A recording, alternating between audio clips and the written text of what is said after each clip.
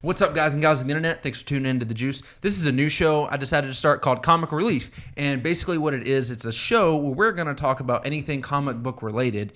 And I will occasionally have one of the other members of the group kind of rotating in and out to talk about different topics with me. Today, I have Jared.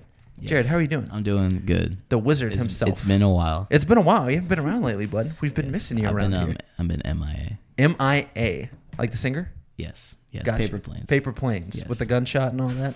Got you. So what we're talking about today, guys, is it was announced officially that Matt Reeves is directing the Batman movie. And along with that news, there was kind of like some reports that Chris McKay, the director of the Lego Batman movie, is also directing a Nightwing film.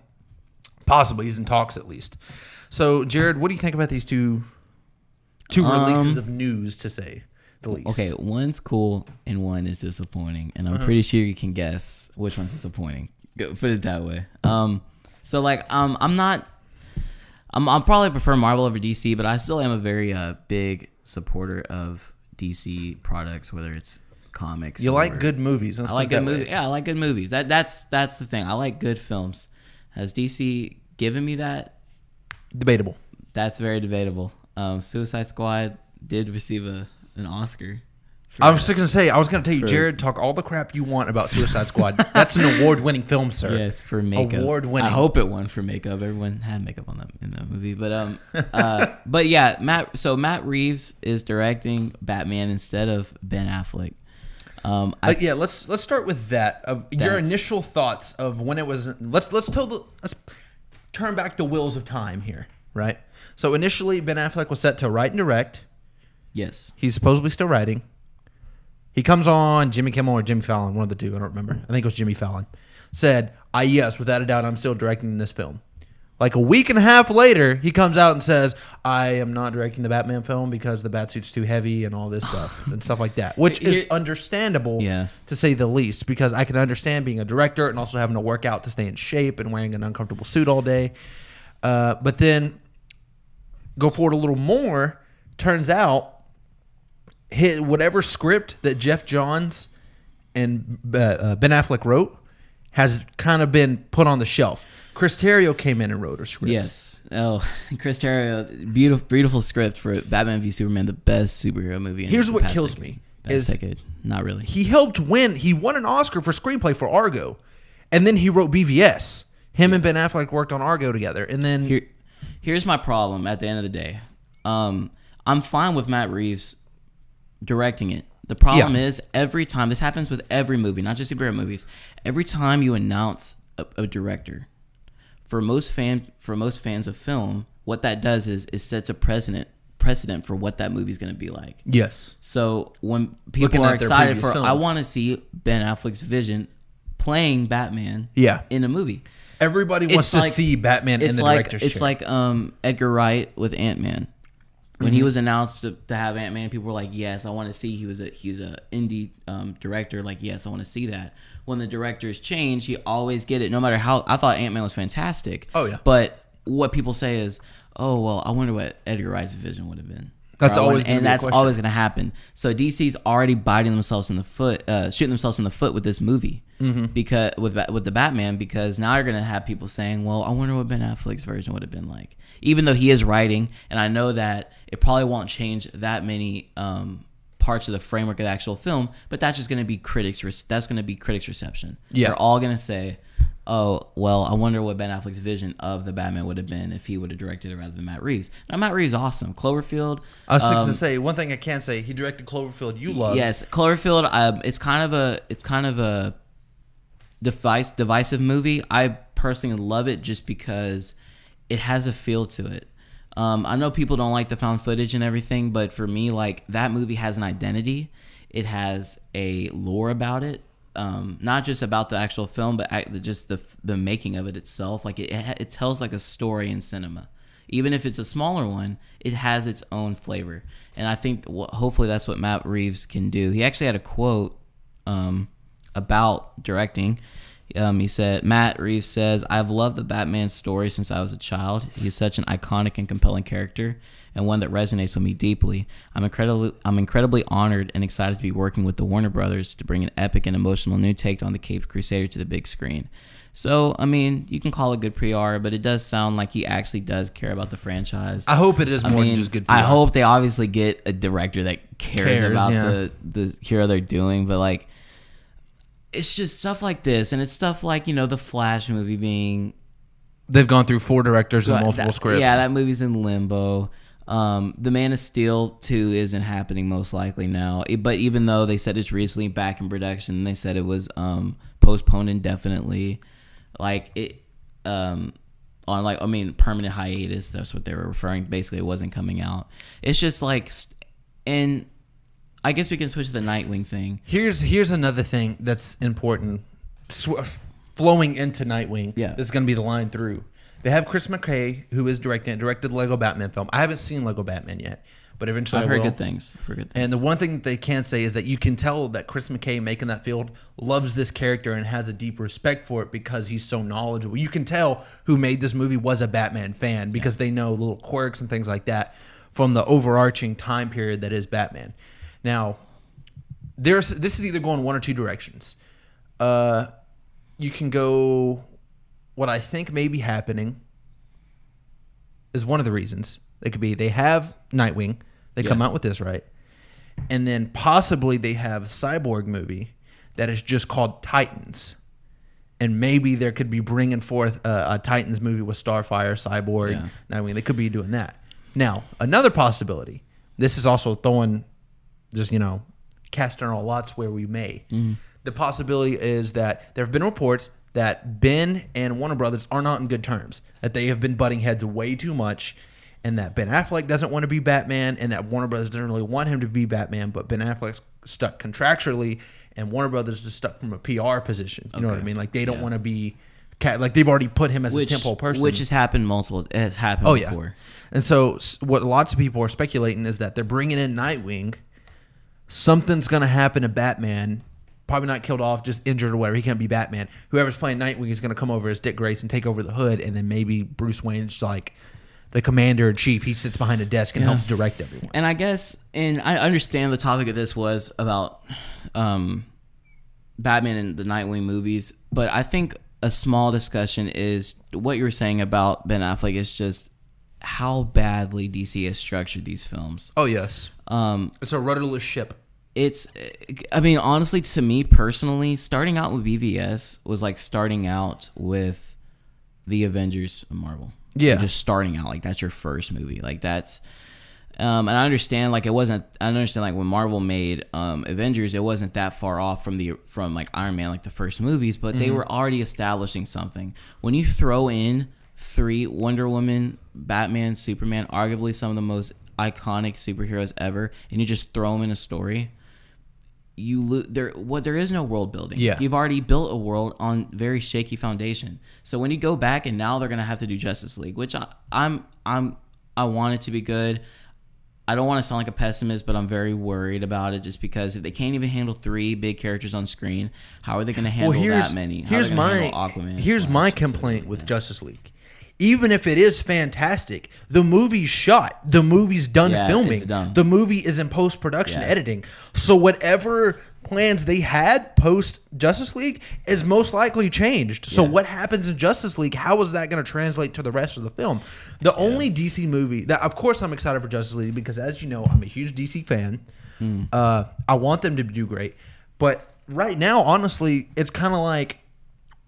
how serious are the ramifications of Justice League? So, which is why the only movie I'm super interested in right now really is Wonder Woman, because it being set in World War I, it is detached from the timeline of these other movies, and it has its own chance to be, hopefully they really settle into that timeline and they don't hop anywhere, and that it can be kind of its own quasi-film. Like, coming just from a movie watcher, that trailer to me, like, it looks like it's going to be a very, like, mid-entry movie to me. I don't know why. Like, there's just something about it, and this is what happens when you throw your big guns at the beginning.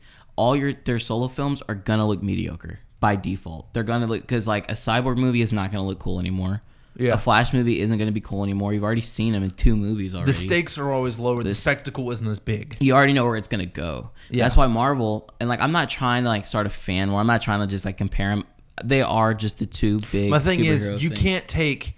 That's impossible to be like.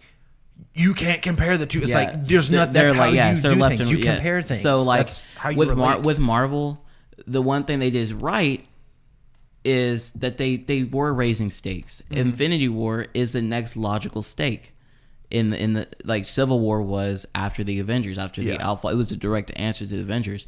Now I understand they said that BVS was an answer to Man of Steel, but personally, when that news came out, because that came out in a Comic-Con, Zack Snyder was saying that BVS was an answer to, a direct answer to the ending of Man of Steel, which is kind of spoilers alert, just the destruction. If you haven't seen BVS right now, I don't know what you're doing. It was the destruction of Metropolis. People kind of complained that like it was unanswered, Superman. and Batman was kind of the judge of that and kind of punished Superman for that damage. But I feel like he kind of pulled that out of his butt. I personally don't think that was the intention of when making Man of Steel. He said, "I'm going to make not a plot hole, but." You think a this logical is fallacy. trying to fix something? Yes. BVS is very much trying to Band-Aid fix. solution? Yes, a Band-Aid solution. And that's exactly what it was. And when you start your with your big guns, and now, even though I really want their films to be great, it's just like you've already went all out. Yeah. And then like your next, like you really think a Cyborg movie is going to be more compelling? That's the thing is when the Cyborg comes out, it's going to have to be Cyborg, like which they've said supposedly.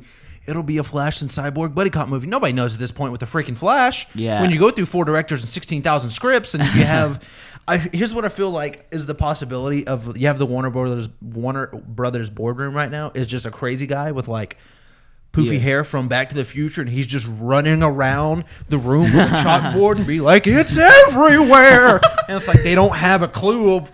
Yeah, it's like we're gonna have him fight him. And yes, it's like no, that doesn't work. This is a quick thing. Spoilers for BVS. If you have not watched BVS, you want to turn off this video. What are you doing if you haven't watched it yet? Well, I mean, based on the reviews, I wouldn't be surprised if you don't watch it. But I just want to say, like in hindsight, that Flash scene is the dumbest thing in history. That is dumb. Him coming back and like, oh. The world is not going to be My the thing same. is that would have been perfectly fine if they would have stuck to their guns and said, "This is the story we're telling. We're not deviating from the plan." The plan is so up in the air at this point that nobody even knows that was. Yeah. The chances of that being visited again are slim to none, which makes a lot of that movie null and void. Because you really think like in 2019 you're gonna have a Flash movie where it shows him going back to Ben Affleck and BVS? Yeah. Like that's gonna look so. That's silly. Another one of the things about BVS is from a sweaty perspective, like a sweaty fanboy, like ooh, like me. Like when I watched BVS for the first time, I was just like freaking out. Yeah, and then I was like, I was too. I think we Max. all were like all the members of the Juice pretty much when we watched that movie. The thing we were on Sky because the movie looks beautiful. The cinematography, just if you were to watch that movie with no sound, you'd be like, "This is fantastic." Yeah, and then the words and the writing and how everything goes about just doesn't flow well. It's just bad writing. The movie has some of the coolest spectacles ever. Yeah. Like the ending fight with Doomsday where Superman has him and they are just freaking going through the explosives. That's one of the coolest scenes ever. Yeah. But you know what the problem is? That one Doomsday looked like a freaking Ninja Turtle on steroids was my first complaint. Yeah, and he looked really bad. And then moving on, like another movie like Suicide Squad. Like Suicide Squad was a perfect case of bad management on a film. That movie, and not just from the director's standpoint, but like DC in general. Like the way they handled moving editing studios for that film to it was like it's like the people who cut the movie were the people who only cut trailers. Well, no, here's the explanation for that. This is what really happened. I might be messing up a couple details, but basically they had 2 different studios, one to cut the film, one to cut the movie, and then they had just like a cut random the film and movie. You mean trailer and movie? Cut the trailer and cut the actual film. Yeah. But then they just decided to have the guys that cut the trailer do all like the weird like the intro with like all the graffiti and like all the pink. The MTV music video portions of the film. Yes, they made it a Tumblr post. That worked actually too. We just got a notification saying that the Flash is canceled indefinitely. Not really. That's not what happened. I wouldn't be surprised if like Mike Tyson is cast as the Gorilla Grodd. Gorilla Grodd. Oh my! I'll bite your ear off. I bite the ear off, Flash. Oh my god. Flash, I can control your mind. Yeah, but I just think it's funny because we were originally just going to be talking about the directors of I'm gonna be Batman, 100% but honest. we're probably gonna call this video the fall of the DC. state of the DC Yeah, the universe. state of address. I'm gonna be 100% honest. When I came to you, I was like, hey, I want to start this comic book show, and the first thing I want to do is this news came out. This was like the big thing. Like, oh, I'm gonna make this video. I knew this was gonna just basically just open in a can of worms, and we're just gonna dive in and be. And like, here's the thing: I think a lot of people, I think there are DC fans out there that look at like Rotten Tomatoes and stuff, and they think that, oh well, people just kind of want to target DC. I don't want to do that. I can only be honest because like I really care, not just superhero films. I'm a lover of film. A big thing that's and me like too. and I like good movies. That and that's why Marvel has just been making, in my opinion, better movies. They've had duller movies. They've like Marvel obviously have had some duds, but even their duds, Thor. Well, some people love Thor. Like some people love Thor 2 specifically. Thor 2 was not very well received. It wasn't bad. Age of but Ultron, a lot of people were calling it. Age of Ultron was a very Ultron. dull movie. I don't think it was a bad movie. It's just I watched it and I didn't feel anything like after. Like I was like, okay. I didn't either. But I think one thing Marvel is doing that DC needs to take a note from, and there's also one more thing that DC needs to do that Marvel doesn't do. DC just needs to be more deliberate with their movies. They need to go all in on their movies more. Like I feel like Wonder Woman feels like I already feel like the trailer, like the vibe of the trailer, like they're just not putting their full foot forward with Wonder Woman. They're taking like a half step with her. Like I think like they're not having faith in their characters. They're not having faith in like the franchise they're trying to build. And like another thing you'll hear like a lot of film lovers say is like DC needs to just scale it down. I forgot what it's called, but there was an indie film that came out I think last year, and it was just Harley Quinn and Joker Their therapy session having or a whatever. therapy session, and it was funny, and it was like, and it had gags that comic book people can appreciate. Yeah. What did the camera do? Fuck, did that just die? Did it die? We'll cut this out. We'll cut this out if it's fun. Yep, it did. Oh man. We're having a good discussion too. Oh. I hope that saved. I'm assuming it did. No, it would save it. It wouldn't just like go away like that. We were flowing though too. We were flowing. We were flowing better than the DC Cinematic Universe. Oh my god, that's funny. I had a feeling this was going to happen. Like I said, we were just going to open this can of worms and just get all into it. I guess I'll just pause this.